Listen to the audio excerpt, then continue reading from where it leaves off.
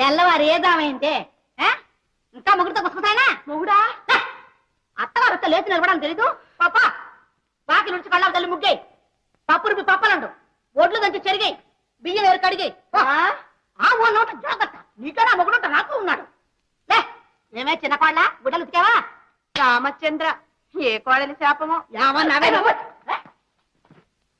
ప్రేమ కోసమై వీధిని పడనే పాపం పసిబాల అయ్యో పాపం పసిబాల ప్రేమరు గొంతుక చించుకొని తన గ్లామరు కొంచెం పెంచమని